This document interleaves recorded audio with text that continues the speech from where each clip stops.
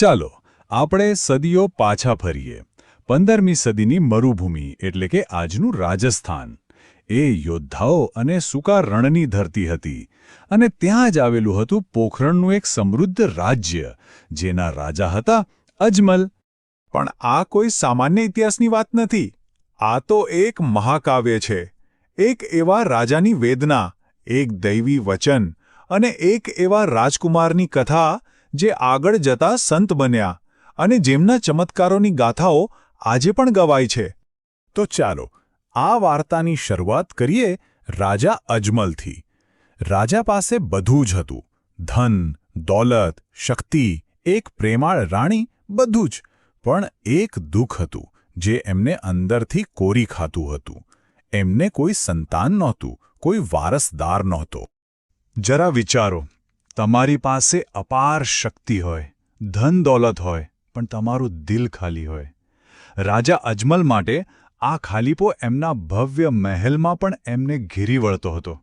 એમની મહાન સત્તા પણ એમને એક સંતાનનું સુખ નહોતી આપી શકતી. એક પ્રસંગ તો એવો બન્યો જે સાંભળીને પણ દુઃખ થાય. ઘણા વર્ષોના દુકાળ પછી સારો વરસાદ થયો અને ખેડૂતો ખુશ થઈને ખેતર ખેડવા જઈ રહ્યા હતા. પણ રસ્તામાં જ રાજા અજમલ સામે મળ્યા અને બસ એમને જોતા જ બધા ખેડૂતો પાછા ફરી ગયા. રાજાએ જ્યારે કારણ પૂછ્યું ત્યારે એક ખેડૂતે જે કહ્યું એ શબ્દો રાજાના હૃદયમાં તીરની જેમ વાગ્યા. બસ હવે રાજાથી આ અપમાન સહન ન થયો. એ દુઃખ અને હતાશામાં એમણે એક નિર્ણય કર્યો. તેઓ પોતાના આરાધ્ય દેવ ભગવાન દ્વારકાધીશને મળવા, એમનાથી જવાબ માંગવા દૂર દ્વારકા જવા નીકળી પડ્યા. દ્વારકા પહોંચીને રાજા તો સીધા મંદિર ગયા. મૂર્તિ સામે ખૂબ રડ્યા, વિનંતી કરી, પણ પથ્થરની મૂર્તિમાંથી જવાબ ક્યાંથી મળે? ગુસ્સામાં એમણે પ્રસાદનો લાડુ પણ મૂર્તિ પર ફેંકી દીધો. ત્યારે પૂજારીએ કહ્યું કે સાચા દ્વારકાધીશ તો સોનાની નગરીમાં, સમુદ્રમાં બિરાજે છે. બસ આટલું સાંભળતા જ રાજા અજમલે એક ક્ષણનો પણ વિચાર કર્યા વગર દરિયામાં છલાંગ લગાવી દીધી અને ત્યાં દરિયાના ઊંડાણમાં એમને સાક્ષાત ભગવાન વિષ્ણુના દર્શન થયા. ભગવાન વિષ્ણુએ રાજાને કહ્યું, અજમલ, ચિંતા ન કર, હું પોતે જ તારા ઘરે પુત્ર બનીને અવતાર લઈશ. અને એટલું જ નહીં, એમણે નિશાનીઓ પણ આપી. કહ્યું કે જે દિવસે હું તારા ઘરે આવીશ તે દિવસે પારણું આપોઆપ બંધાશે, આંગણામાં કંકુના પગલાં પડશે અને પાણી દૂધ બની જશે. બસ આ વચન લઈને રાજા પાછા પોખરણ આવ્યા. અને પછી એ દિવસ આવ્યો, ભાદરવા સુદ બીજનો પવિત્ર દિવસ. આકાશમાંથી એક દિવ્ય તેજ મહેલમાં ઉતર્યું. આંગણામાં કંકુના પગલાં છપાયા, વાસણમાં રાખેલું પાણી દૂધ બની ગયું અને પારણામાં બાળ રામદેવ પ્રગટ થયા. એમનો દૈવી સ્વભાવ તો નાનપણથી જ દેખાવા લાગ્યો હતો. જુઓ, જ્યારે એ 5 વર્ષના હતા ત્યારે એમણે ઘોડા માટે જીદ પકડી. એક દરજીને સરસ મજાનો કાપડનો ઘોડો બનાવવાનું કામ સોંપાયું, પણ દરજીના મનમાં લાલચ જાગી. એણે સારું કાપડ સંતાડી દીધું અને જૂના ફાટેલા કાપડમાંથી ઘોડો બનાવ્યો. પણ જેવો બાળ રામદેવ એ ઘોડા પર બેઠો, એ નિર્જીવ ઘોડો જીવંત થઈને સીધો આકાશમાં ઉડવા લાગ્યો. રાજા તો ગુસ્સે થયા અને દરજીને જેલમાં પૂરી દીધો. પણ પછી રામદેવ પોતે જેલમાં પ્રગટ થયા અને દરજીને માફ કરી દીધો. એમણે કહ્યું કે આ ઘોડો હવેથી લીલા ઘોડા તરીકે ઓળખાશે અને એમની સાથે હંમેશા પૂજાશે.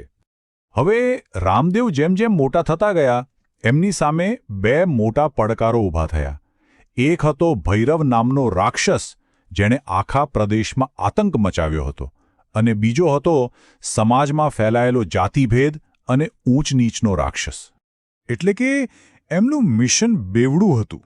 એક તરફ એમને ભૈરવ જેવા રાક્ષસનો નાશ કરવાનો હતો, જે લોકોના જીવનો દુશ્મન હતો, અને બીજી તરફ એમને સમાજમાં ઊંડા ઉતરી ગયેલા ભેદભાવ સામે લડવાનું હતું, જે લોકોની એકતા અને ગરિમાને નષ્ટ કરી રહ્યો હતો. ભૈરવ સાથેની લડાઈ તો બહુ જ નાટકીય હતી. રામદેવે એનો સામનો બાલીનાથ નામના એક સંતની ઝૂંપડીમાં કર્યો. સંતે રામદેવને એક ધાબળા નીચે છુપાવી દીધા. ભૈરવ આવ્યો અને ધાબળો ખેંચવા લાગ્યો, પણ રામદેવે પોતાની દૈવી શક્તિથી ધાબળો એટલો લાંબો કર્યો કે રાક્ષસ ખેંચીને થાકી ગયો. અને પછી જે યુદ્ધ થયું એમાં રામદેવે ભૈરવનો વધ કરીને આખા પોખરણને એના ત્રાસમાંથી મુક્ત કરાવ્યું.